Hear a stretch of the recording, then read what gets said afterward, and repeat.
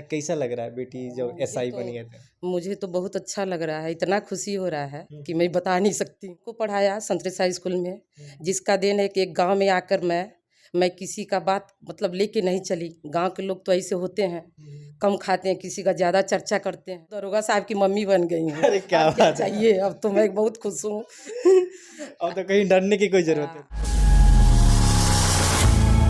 हम तक न्यूज़। सृष्टि गुप्ता की मम्मी है और अभी बात की है उनके पिताजी से और भी बात करेंगे उनके मम्मी से।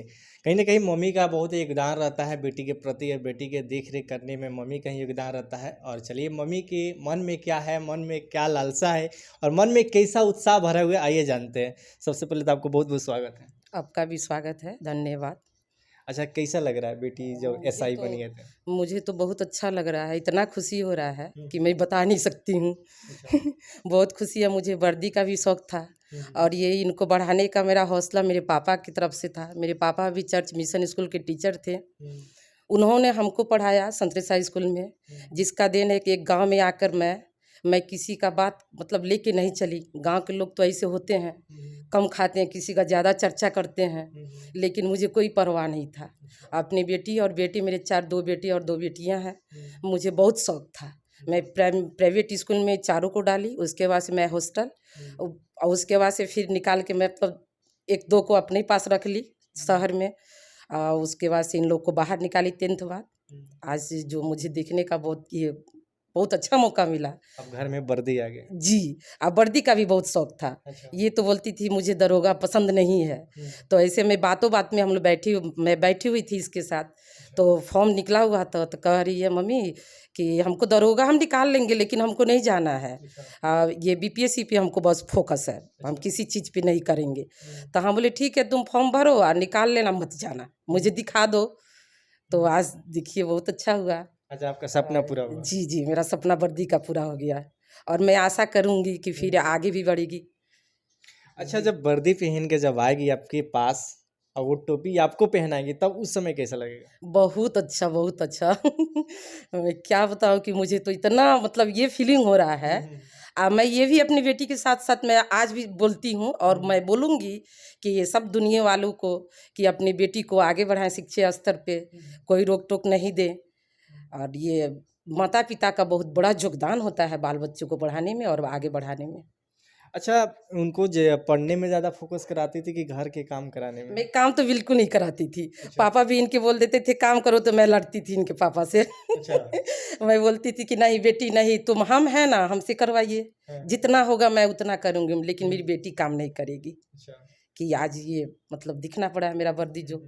अच्छा, एक सवाल आपसे पूछते हैं। आप गाँव की महिला है, गाँव के बारे में जानती है जी।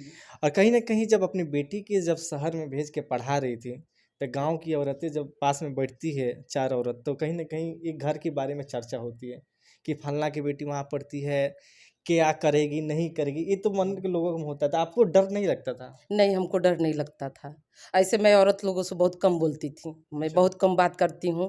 अपने घर में बाल बच्चों जब इन लोग छोटे थे, तो मेरा रूटीन एकदम मैं शुरू से रूटीन से ही चलती थी। अच्छा। आज भी मेरी गोतनी लोग भी थोड़ा-सा ये करती होती थी अगल-बगल सब कोई कि ये बैठती नहीं है, बात नहीं करती है। लेकिन हम बच्चों को एकदम बच्चे में बहुत ज़्यादा मैं समय देती थी। अच्छा। कि मेरे बच्चे मतलब उनमें मैं दूँगी, तो मेरे बच्चे आगे बढ़ेंगे। और दूसरों के बीच में अगर मैं बैठूँगी, तो मेरे मुँह से क्या निकलेगा, क्या नहीं निकलेगा। मैं पढ़ी-लिखी एक लेडीज़ हूँ, इसलिए मुझे पसंद नहीं था गाँव के लोगों का माहौल। जो कि आज भी लोग मेरे मतलब आगे तो मुझे मतलब बोलते थे कि ऐसी-वैसी है, लेकिन सारी दुनिया भी कहते हैं नहीं है, बहुत अच्छी हैं वो, आज भी। दुनिया को मैं दिखा दी हूँ। अब तो कहीं भी बाहर निकलिएगा तो बोलेगा लोग कि सृष्टि की मम्मी है, जो कि एसआई की एसआई मम्मी की है। मम्मी मैं हूँ। मुझे बहुत वही तो मैं कल से कह रही हूँ, मैं तो दरोगा साहब की मम्मी बन गई हूँ। अरे क्या अब क्या बात है। चाहिए, अब तो मैं बहुत खुश हूँ। अब तो कहीं डरने की कोई ज़रूरत ही नहीं है। इनके दादाजी के परिवार में तो कोई सरकारी जॉब नहीं था। अच्छा।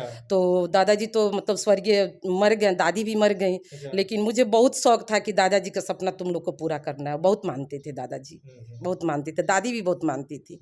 वो बहुत खुश थे कि मेरी एक पतोह जो है, बहू है, चर्चा करते थे लोगों के बीच में कि मेरी बहू जो है पढ़ी लिखी है, लेकिन उसको नौकरी नहीं करने दिए हम लोग। लेकिन आज इतना अच्छा बाल बच्चों को संभालती है कि खुशी होता है कि अगला दिन उन लोगों का भी आशीर्वाद था कि कुछ ना कुछ मेरे पोते लोग करेंगे, पोतीन करेंगे लोग, जो ये हो ही गया।